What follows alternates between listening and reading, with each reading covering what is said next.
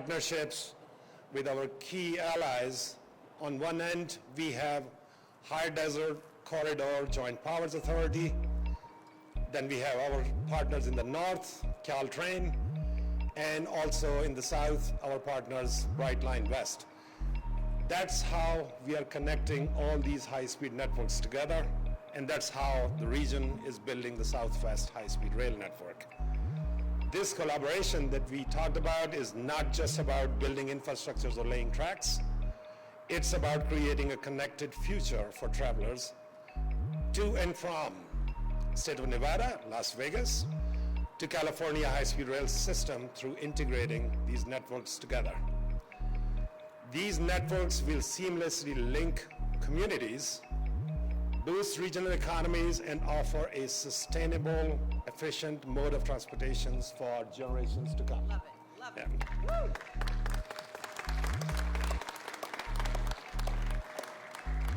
Thank you to our partners, our teams, and the communities who have supported us in this vision. The future for high-speed rail in the Southwest is bright, it's happening, and we are proud to be at the forefront of this transformation in transportation. With that, I would like to now introduce my dear friend, Arthur Sohikian. He's the Executive Director for the High Desert Corridor Joint Powers Agency. Arthur, thank you. Thank you. Thank you, Ian. Thank you. Good afternoon, everyone. My name is Arthur Sohikian. I'm the Executive Director of the High Desert Corridor Joint Powers Agency. On behalf of the Board of Directors, I want to thank you for inviting us today in partnership to demonstrate our collective commitment to innovative, equitable transportation solutions that benefit our communities and businesses. First, I want to extend my gratitude to Governor Newsom for his strong support of high-speed rail in California. Second, I'd like to thank Ian Chowdhury for his support and having us here today to do this with him and the high-speed rail in California. The critical link is the High Desert Corridor High-Speed Rail Project. This link will connect the California High-Speed Rail Project that you're here today with the Brightline West Project, tying together a seamless high-speed rail network that will transform transportation in our region and beyond. The High Desert Corridor Joint Power Agency represents Los Angeles County, LA Metro, and the cities of Lancaster, Palmdale in LA County, and Adelanto and Victorville in San Bernardino County. Together, we are leading the charge to deliver not just rail, but real tangible benefits that people will use. Let me tell you what this means briefly for our communities. Thousands of jobs. As you can see today, we appreciate the hard men and women that are working on these projects. Thank you very much for your work. Access to affordable housing. This improved connectivity will expand housing options and affordability to families. Greater opportunity for jobs, as we mentioned, improve mobility options for the areas that we represent. Imagine traveling from Palmdale in LA County to Victor Valley in San Bernardino in just 25 minutes. This is the future we're building. Equity is at the forefront of how we look at these lenses, working with these underserved communities that have been needing these transportation solutions for decades. And finally, it's a catalyst for economic growth. The High Desert Corridor High-Speed Project is a strategic 54-mile link connecting California's 500-mile network with Brightline's 200-mile network, connecting the project from Los Angeles County into Southern Nevada and beyond. Together, these projects will benefit more people and united and collective as a system. Here's something I'm especially proud of, and I'll end with this. The project is our High Desert Corridor High-Speed Project is locally funded with more than $2 billion in support from Measure M, which was passed by LA County voters in 2016. In 2023, we received additional funding from the Federal Railroad Administration and from the California Department of Transportation. We are committed to working hand in hand with Governor Newsom, Secretary of Transportation, the California High-Speed Rail Authority, and Brightline West to deliver a seamless high-speed rail connection from California to Southern Nevada. This is more than transportation. This is transformation. Together, we're building a future. Thank you very much.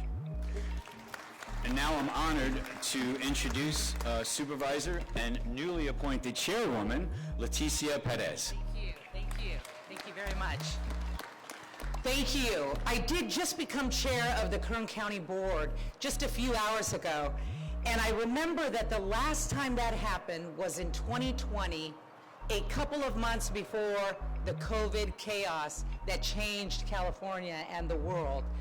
You know, Gavin Newsom sent to Bakersfield Sean Penn and his extraordinarily sophisticated, well-funded, loving organization to come in and elevate Kern County's operation in a way that could not have been possible without actual TLC from Gavin Newsom personally.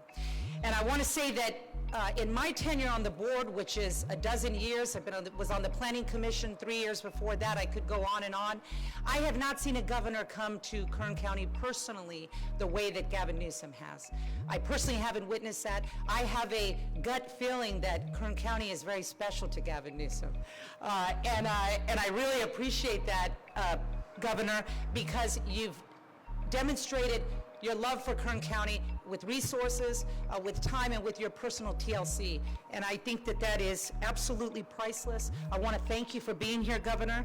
And I want to thank you for your persistent focus and emphasis on Kern County's workforce, because they are our everything. And what we have here in Kern County, where we score on loyalty index, patriotism, family, faith, is absolutely off the charts. It's indexed, it's in the books. But one thing we have is real challenges with skills acquisition, real challenges with transportation, real challenges with moving to the next rung. The ambition is there, the hard work is there, the talent is there, but we have real struggles here.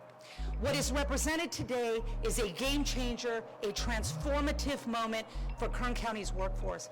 Our access to UC Merced, our access to other parts of the state, our access to upward mobility, to skill up, to get some education, and frankly see a little bit of the world through that process is happening because of this moment here and the long-term investment and strategizing that has occurred by this governor and others to take the Central Valley, Kern County, and lift us up.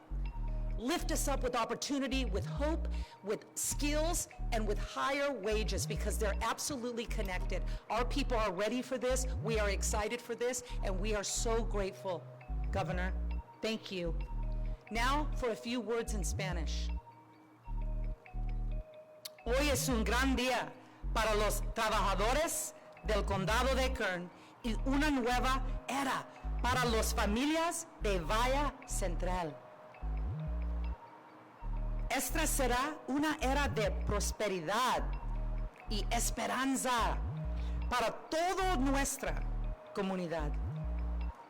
No importa de dónde vienes, aquí en California creemos que todas las personas pueden tener una oportunidad en el sueño americano.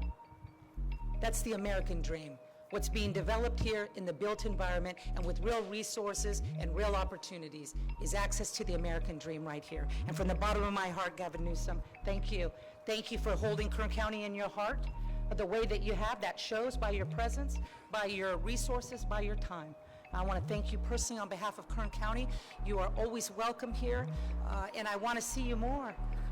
We need you. Thank you. I would like to now introduce and invite Chris Hannon, President of California Building Trades. Thank you so much, Chairwoman. I'm thrilled to be out here today on behalf of the State Building and Construction Trades Council, along with our current annual Mono County's Building and Construction Trades Council, hardworking members that have worked on this project, as well as representatives across the trade unions. It's a special day when you get to be with the governor, the California High-Speed Rail, the High Desert Corridor, and the Board of Supervisors to talk about the fantastic jobs, truly life-changing jobs that this project has created. Over 15,000 jobs. Not just jobs, but union jobs, careers that we can provide, careers that we can excel and thrive. because of this project, not just for those 15,000 members, but across the Central Valley, we have apprenticeship readiness program after apprenticeship readiness program that are our most successful programs in the state, because there's a pipeline into the local unions here, into apprenticeship, where workers, women and men, can learn their trade and become skilled jury-level workers. I can't tell you how much this means to our membership, how much it's going to mean to our state when we're able to connect up communities all throughout our state, open up cultural opportunities across our state, and truly bring these life-changing careers all across our state. Right now in the Central Valley, it means everything to us, but we're going to bring it all across the state. And at this time, I'd like to introduce Anthony Canellis, Structure Superintendent, member of Pile Drivers Local 34.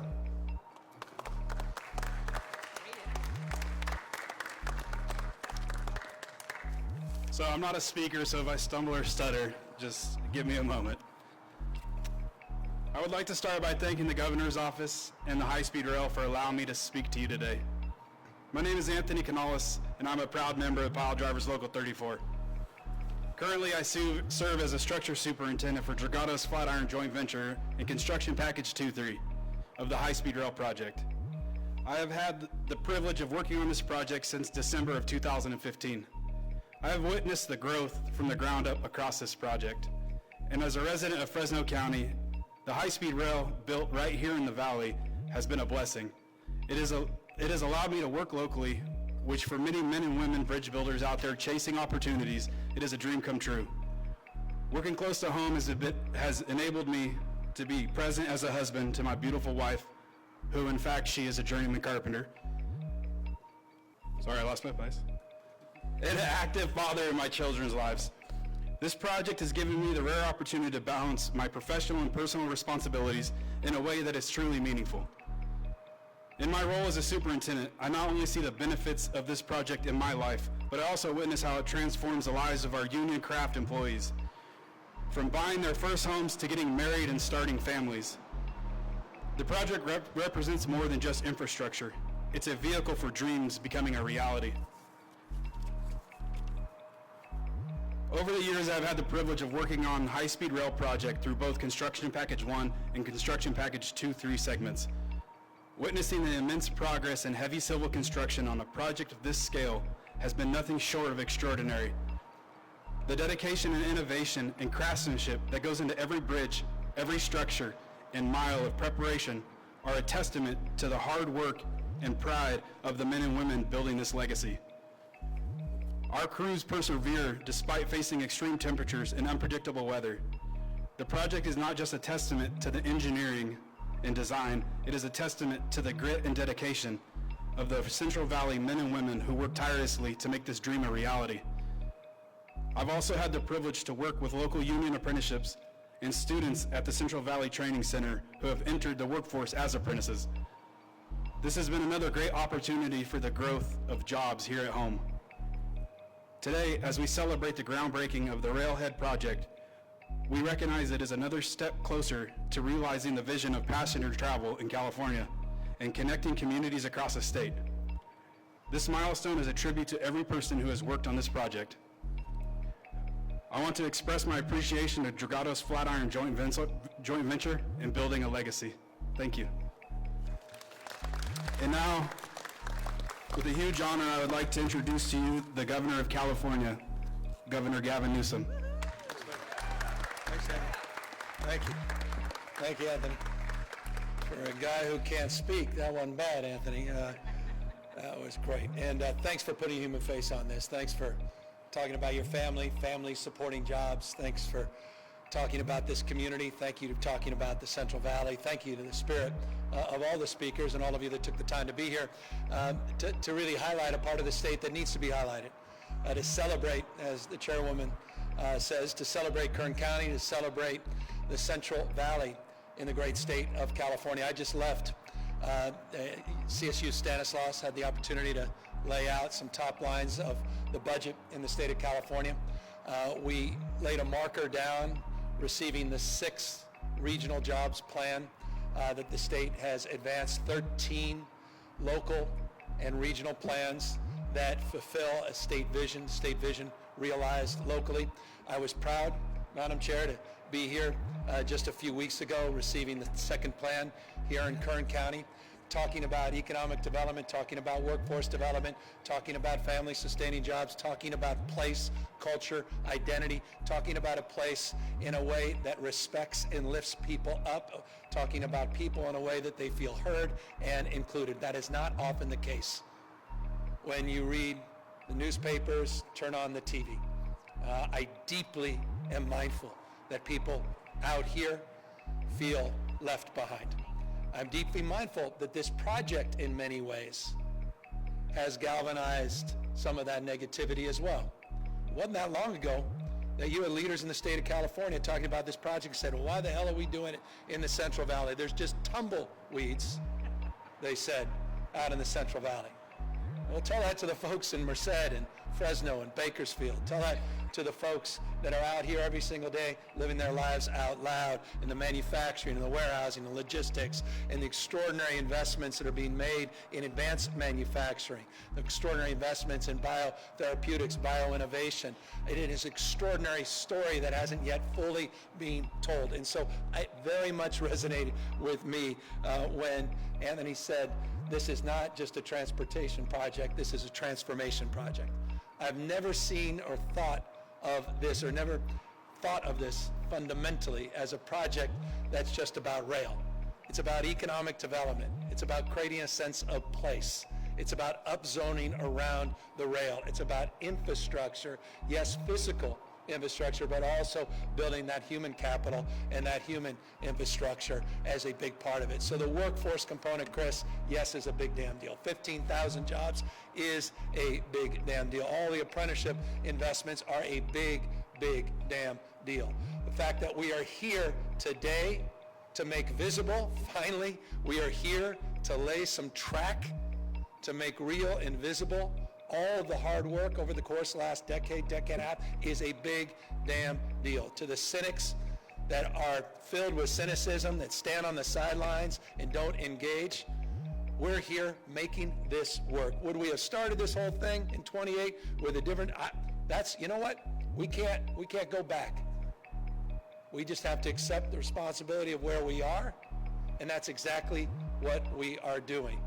We're advancing 171-mile system from Merced to Bakersfield. And I appreciate this thing applauded for that. We're making investments along the lines of the investments we made here, and was highlighted by Ian, the 11 specific investments that are part of this construction project. Number 4, which includes the overpasses, some pedestrian underpasses, all the viaduct work, but we've done 50 major projects full to completion. We have procured, and this is important, people don't see this, but they have to understand this. Where is the investment gone? 2,270 parcels have been procured for the first 119-mile phase of this project. 99% of all those projects now are in the authorities' hands. We have moved over 1,100 pieces of critical equipment. Wet utilities, we've removed gas lines, we've used all kinds of important utilities. Yes, we had to work through permits. My gosh, we have to work through permits. We invented process, and we've invested handsomely in the process. But we finally got, all the NEPA is done between San Francisco and LA. All of the CEQA is done between San Francisco and LA. This damn thing is substantially permitted. Finally, we've cleared the way for all that. That's a big damn deal. So for years and years, I get it. You struggle to see, wait a second, how is this making sense? These 50 projects, how are they connecting to one another? No one was looking behind the scenes at those parcels. All those utilities will be moved around by the men and women here. And finally, we're at the point where we're going to start laying down this track in the next couple years. Finally, the point where we're going to start laying down the high-speed rail track after the track itself that will allow us to get the equipment and the track equipment specifically to lay down that track gets moved. We're finally at that place. We've substantially funded this project. Yes, there is a gap, but it's not a gap that we cannot close to get the Merced-Bakersfield operationalized. But we've also created a gap in mindset, and this goes back a little bit to what Ian was saying. We were able to already accomplish 714 million reasons, I can lay claim to this, 51 miles of line was electrified for Caltrain, one of our partners. So we began to build a partnership with Caltrain, which was important. Finally got that done. We're doing the same, working to see how we can share maintenance burdens, design burdens, focus on interoperability with Brightline and the investments they're making to take advantage of the investments they have received from the federal government and the investments that we received from the federal government. And of course, the High Desert Corridor JPA and the opportunities that persist and exist there. It's building now partnerships and developing that framework of engagement and sharing not just best practices, but sharing the burdens and the opportunities. And we're just, well, I'll be careful. I'll say months, not weeks away, from making some early commitments on train sets. This is about to get very, very real. And so it's a long way of saying this. Thank you. Thank you for all the folks in the building constructions unions, my friends, the carpenters and others, for all your hard work. Thank you for holding us to a higher level of accountability. Thank you for keeping this project alive. Thank you for not giving up on the Central Valley. Thank you for not giving up on your community and each other. Thank you for not falling prey to cynicism and all the damn negativity and all the jawing that's out there that just seems 99% just for political sports and footballs. No one's naive about the headwinds that are coming our way, but we withstood those a few years back, and we were able to continue to move forward. And I have all the confidence in the world we will move forward. I want to thank President Biden for the $6+ billion that he provided this project, and I don't think I know how personal it was to him, because I remember being Lieutenant Governor of California, getting a call from Vice President Biden talking about the high-speed rail project, asking us to move more aggressively when Rick Scott decided to turn his back on some of those federal transportation dollars. And some of those other governors were doing the same, including Walker in Wisconsin. He said, move aggressively, and I'll make sure we transfer some of those early billions to California. And he did just that, and then he built on that and created the framework for the additional $3.1 billion, and then the money going to Brightline as well. So we are in a very different place at this sacred moment, with a lot of humility about the past, a lot of recognition about the punditry around this, but also very prideful that we are finally here announcing this railhead project, moving forward to lay this track and to get this project to a point where success becomes irresistible, success becomes inevitable, because all of you created that condition. And that's called leadership. So thank you for creating the climate to get us to this remarkable point for this transformative project. Final words before we walk over. Ain't anything like this exist anywhere in the United States of America. You want to be big, you got to be big in big things. This is the biggest economy in the United States of America, $3.86 billion. It's about damn time we have a high-speed rail system in the great state of California. Thank you guys for coming out.